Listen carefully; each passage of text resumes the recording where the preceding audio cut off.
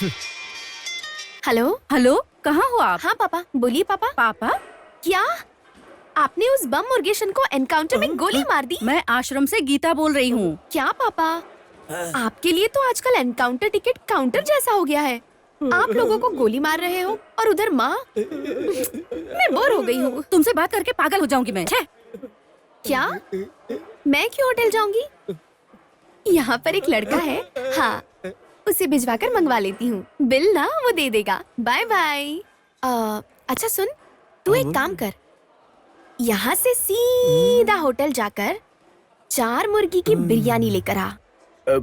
आप सबके लिए लेकर आनी है क्या? सिर्फ मेरे लिए। ए, तुम लोगों को जो जो चाहिए ऑर्डर कर दो। मुझे शुतुरमुर्ग बिरयानी, एक पनीर बिरयानी, सिद्धू मुर्ग बिरयानी। एक केकड़ा बिरयानी। सुनिए, केकड़े की बिरयानी नहीं मिलती यहाँ पे। तो तुम बना लाओ ना। तुम्हें भी बिरयानी चाहिए क्या? अच्छा सुनो, तुम्हें अगर भूख लगी हो तो लेमन राइस खा लेना, ठीक है?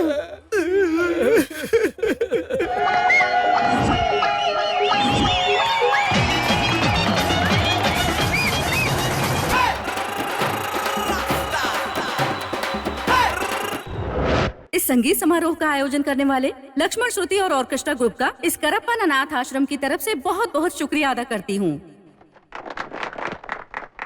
इस संगीत कार्यक्रम से इस अनाथ आश्रम को काफी धन मिला है। इसका श्रेय जाता है हमारे आश्रम में रहने वाली प्रियंका को, जिनका परिचय अब हम आपसे करवाएंगे। प्रियंका,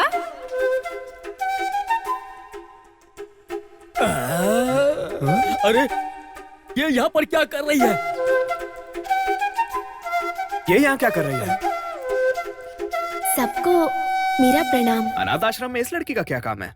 15 साल से मैं इसी अनाथ आश्रम में पल रही हूँ। जब मैं 1 साल की हुई, मैंने अपने पापा को खो दिया। मेरे पापा कौन है पता है? Ramvilas Paswan, commissioner of police. अरे रुक ना यार, रुक जा, बहुत लेट गुस्सा कर रहा है तू। पापा के गुजरने के 2-3 साल बाद माँ मुझे छोड़कर चली गई। ममता बनर्जी को जानते हो? वो मेरी माँ है। अरे रुक जा, मेरा भाई बहन कोई नहीं है। ये गांधी कॉलेज ही है ना, इसलिए तो महात्मा गांधी कॉलेज बताया था। कुछ तो गड़बड़ है। वो बात तू आज बता है। बेचारा मासूम लड़का बेवकूफ बन गया। हम जैसी अनाथ लड़कियां ये सोचती है कि जिस घर में उनकी शादी होगी वो बहुत बड़ा परिवार होना चाहिए, बहुत सारे रिश्तेदार होने चाहिए। यही हमारा सपना है। ये सपना सिर्फ मेरा नहीं, यहाँ रहने वाली सभी लड़कियों का है।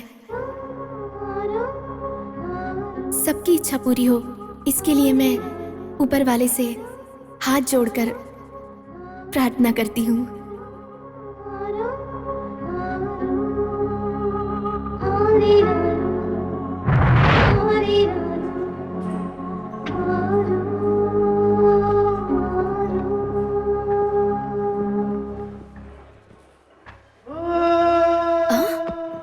अपने पापा के गुंडों से मार के लाकर इसे ऐसी हालत में पहुंचा दिया।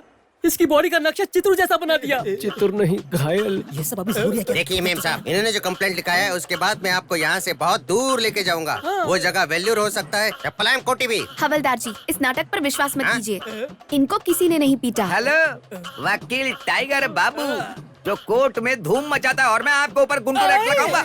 इतना क्यों चिल्ला रहा है? इस लड़की के ऊपर केस बनाकर इसका फ्यूज निकालना। मैं कोई बिजली का काम करता हूँ क्या जो इसका फ्यूज निकालूं? फ्यूज नहीं तो पैसे निकालूं। इतना ही नहीं, आपके पिता ने जो इसे गोली मारी है वो गोली इसके गले में अटक गई है।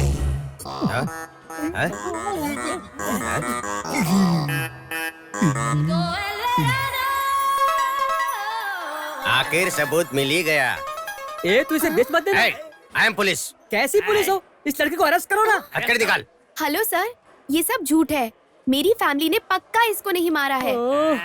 तू क्यों चुप बैठा है? सुनिए मैडम, कल के मेरे न्यूज़पेपर पे ये हेडलाइन होगा। हेडलाइन तुम्हारी फोटो में अखबार में डालकर तुम्हें एक्सपोज कर दूंगा। यू, मेरी बात तो सुनो। मेरा कोई परिवार नहीं है। माँ बाप भाई बहन ऐसा कोई भी नहीं है। मैं अनाथ हूँ।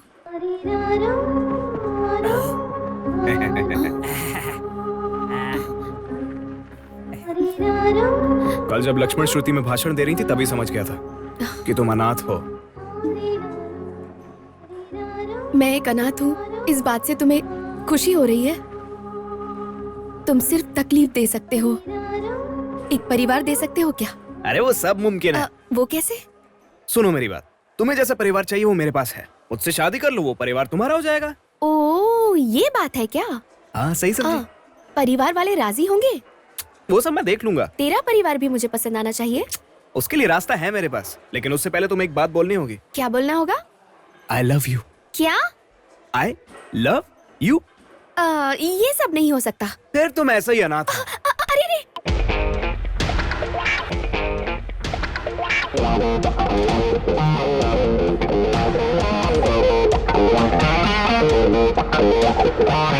आई लव यू। क्या कहा? Love you. सिर्फ होठ हिल रहे हैं, शब्द बाहर नहीं आ रहे। बोलो और तो आई लव यू। ओके सुनी डाला, कल मैं तुमसे जैसा कहूंगा तुम्हें बिल्कुल वैसा ही करना होगा। ओके? ओके। हाँ। डॉक्टर, अर्जेंटली कॉल करके बुलाया, क्या बात है? इनमें से बालू कौन है? यही है, घर का बड़ा सदस्य। मैं कोई राशन कार्ड बना रहा हूँ सर। अरुणधति नाम की आपकी एक बहन थी। हाँ उसको गुजरे 20 साल हो गए क्या? हाँ आज उनका जन्मदिन है क्या? हाँ डॉक्टर। हाँ ये बात आपको कैसे पता चल गई? अभी मैंने अरुणधति से बात की। पागल हो गए हो क्या? खुद तो कह रहे हो उसे मरे 20 साल हो गए और अभी कह रहे हो उससे बात किया। सुनिए, हे! शांत रहिए। मैं आपसे जो बोल रहा हूँ वो आपको पागलपन लग रहा है? चलो आपकी बहन के पास चलते हैं। हाँ, हे मामा, हाँ? ये नॉर्मल हॉस्पिटल है कि मेंटल हॉस्पिटल? हाँ? आपके आने से पहले नॉर्मल हॉस्पिटल था, लेकिन आपके आने के बाद मेंटल हॉस्पिटल बन गया। चलो ना जीजा जी। इसको क्यों इतना गुस्सा आ रहा है?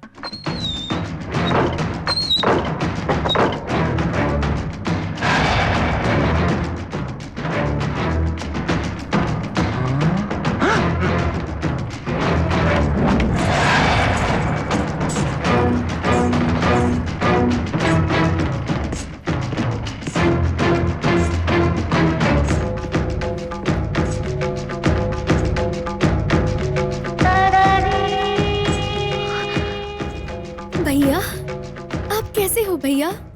आपसे मिलकर 20 साल हो गए। सुनिए, आप तो दिखने में 18 साल की जवान लड़की लग रही हो, फिर 20 साल हो गए मिलने को, कैसे बोल रही हो? हेलो, हाँ। जरा शांत हो जाइए। पिछले जन्म की बातें याद आ गई। तू मनी मेघलाई है ना? हाँ, मेरी बहू। ए, तू नीलू है ना? जी हाँ। मैं तुझे बचपन में छोड़कर गई थी, आज तू बाका। हेलो, इस घर का मालिक मैं हूँ और यहाँ मैं जो बोलूंगा वही होगा, समझी ना? अरे, ये हीरो की तरह उछलकर बिल्डअप क्यों दे रहा है? कौन है ये? ये मेरी माँ के पति हैं। वैसे तू ही मेरा बेटा लग रहा है। अरे, तेरा नाम क्या है? तेरा नाम क्या है? सूंघने वाला मोहनराज। क्या सूंघने वाला? मेरे जीजा जी पुलिस में सूंघने वाले कुत्ते जैसे हैं। कुछ नहीं जीजा जी। कौन है ये लेट एंट्री? सर, ये पेशेंट के माँ बाप हैं। नमस्ते। ये मेरी बेटी है, नाम है प्रियंका। पाल पोस कर बड़ा किया हमने और अब इसको पिछला जन्म याद आ गया है।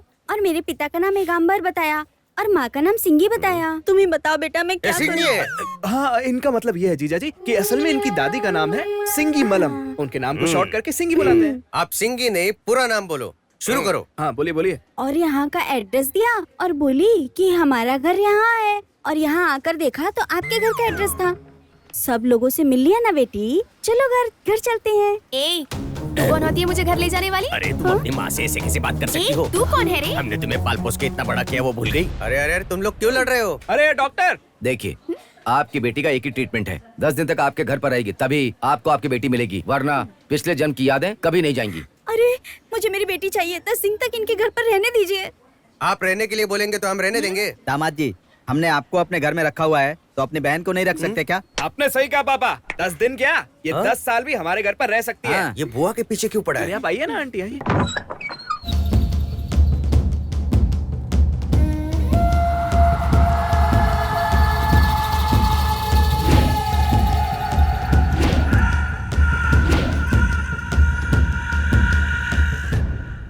भैया, बोलो बहन।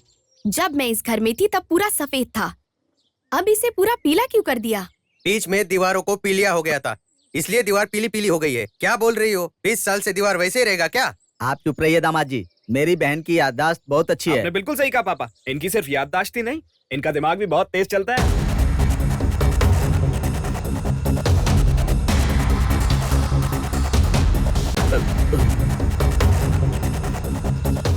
भैया, बोलो बहन।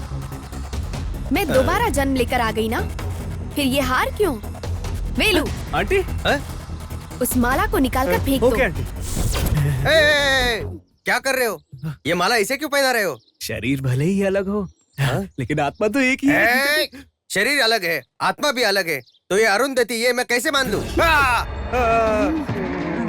तुम्हें मुझ पर विश्वास नहीं हो रहा है ना?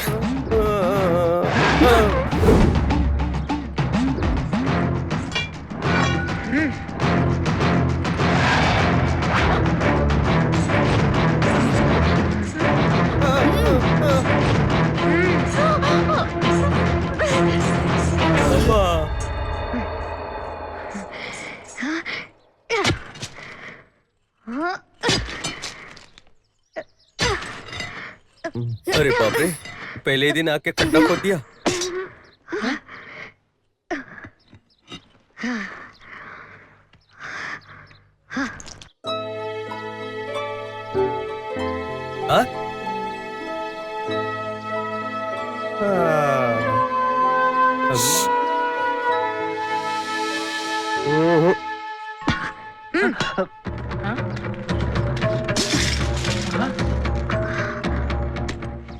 भैया, हाँ?